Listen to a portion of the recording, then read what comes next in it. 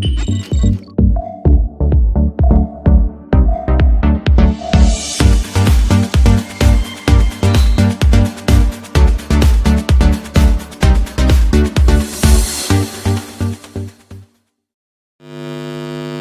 Langit akan memberikan wawasan tentang edukasi pertanian, teknologi pertanian, tentang tanaman, pertanian organik, dan zero waste.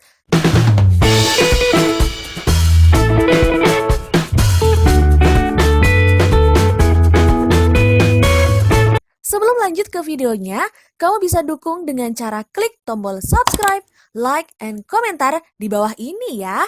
Jangan lupa klik tombol loncengnya untuk berlangganan dan dapatkan notifikasi video terbaru. Hai Sobat Langit, vertical farming atau pertanian secara vertikal menjadi teknologi yang diperkirakan bisa menjadi solusi alternatif pertanian masa depan.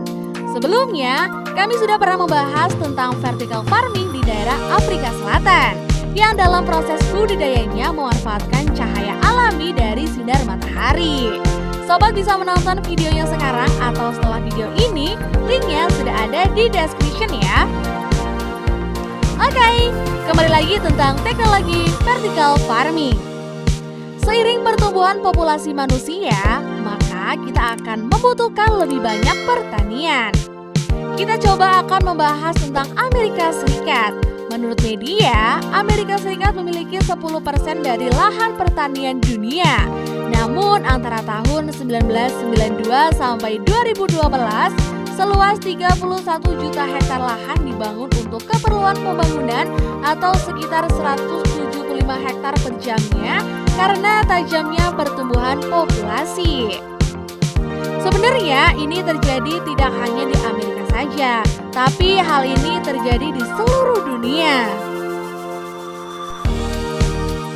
Orang-orang sudah mulai menanam tanaman di tempat yang kurang memungkinkan seperti di tanah gersang dan gurun, di sisi pegunungan dan rumah kaca. Lalu bagaimana dengan pemangkasan lahan? Bisakah membangun pertanian secara vertikal untuk menghemat uang?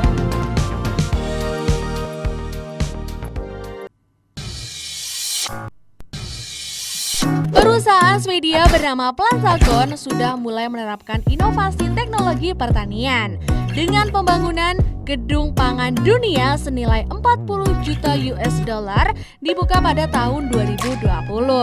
Perusahaan ini menyebut proses kegiatan budidayanya dengan nama Agritecture yang menerapkan sistem pertanian vertikal. Alasan mengapa pertanian vertikal karena akan menghemat banyak ruang dan air dengan menggunakan sistem komputer, kabut, dan sistem tetes lambat. Pertanian vertikal mengklaim dirinya hemat air hingga 90%. Selain itu juga menghemat biaya traktor dan menghilangkan penggunaan pestisida. Perusahaan di Belgia yang bergerak di bidang solusi tanaman perkotaan menciptakan iklim terkontrol untuk pertanian vertikal dan membuat lapisan rak tanaman vertikal hingga 24 tingkat. Hasil panen tanaman di mana biasanya sekitar 75.000 menjadi 91,5 juta tanaman per tahun di dalam ruangan.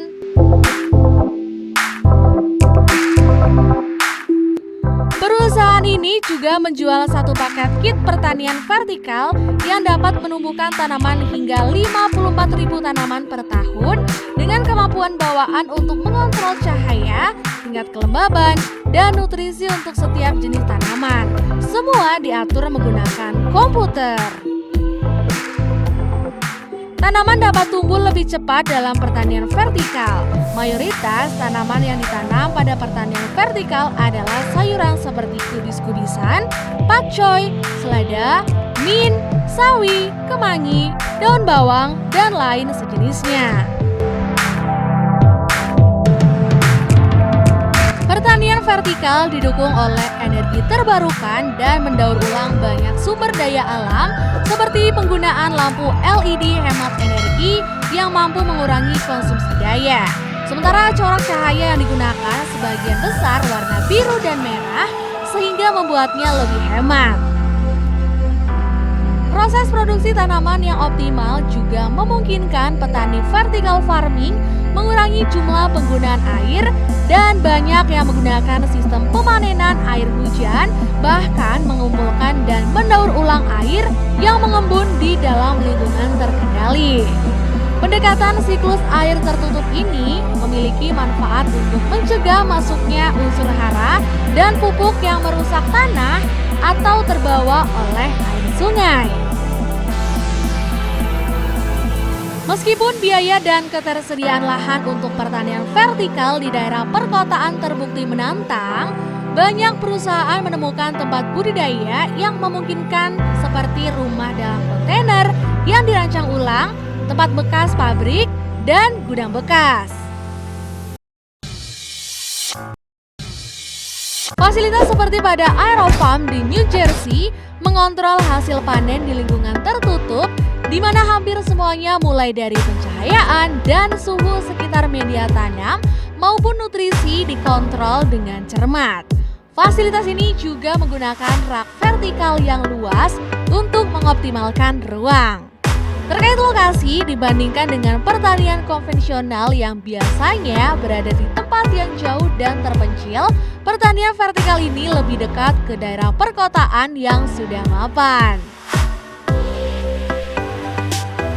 Lokasi strategis seperti itu mengurangi jangkauan pengangkutan atau jarak yang ditempuh untuk mengangkut hasil bumi ke konsumen.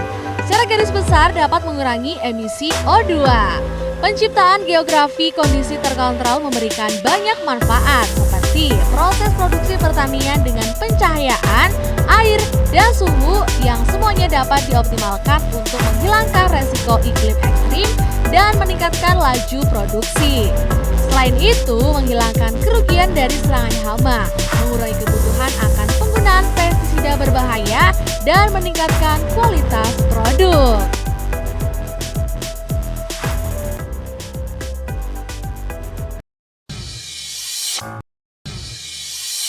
Di Cina, hampir seluruh distrik dikhususkan untuk pertanian vertikal. Dalam hal ini, pertanian vertikal telah menjadi suatu kebutuhan. Pertanian vertikal terbukti sangat berharga. Di Jepang diperkirakan akan ada sekitar 190 pertanian vertikal. Satu perusahaan mengatakan dapat menghasilkan 21.000 selada per hari. Banyak daerah Timur Tengah yang mengimpor hampir 80% makanan mereka karena iklim daerahnya yang gersang. Namun dengan adanya pertanian vertikal sepertinya bisa memperbaiki situasi ini secara drastis. Perusahaan teknologi seperti Google, Amazon, dan Asia Pasifik sudah berinvestasi dalam pertanian vertikal dan akan menjadikan lebih banyak lagi pertanian vertikal di seluruh dunia. Namun beberapa konsumen ada yang menyatakan bahwa pertanian ini tidak wajar atau terlalu mahal dan sebagian ada yang menyukai ide tersebut.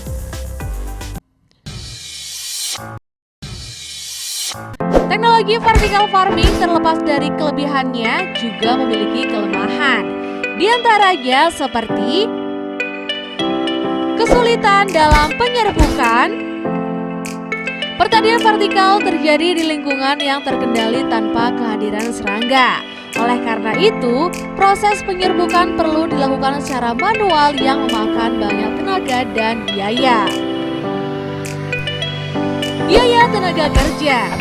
Biaya tenaga kerja bisa lebih tinggi karena konsentrasi perusahaan mereka di pusat-pusat perkotaan, di mana upah pekerja biasanya lebih tinggi, serta kebutuhan tenaga kerja yang lebih terampil.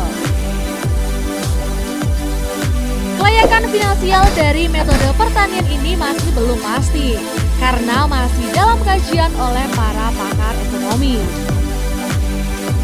Terlalu banyak ketergantungan pada teknologi. Perkembangan teknologi yang lebih baik selalu dapat meningkatkan efisiensi dan mengurangi biaya. Tapi, keseluruhan vertical farming ini sangat bergantung pada berbagai teknologi untuk penerangan, menjaga suhu, dan kelembaban. Kehilangan daya hanya 1 hari saja terbukti sangat merugikan untuk pertanian jenis ini. Banyak yang percaya bahwa teknologi yang digunakan saat ini belum siap untuk diadopsi secara massal.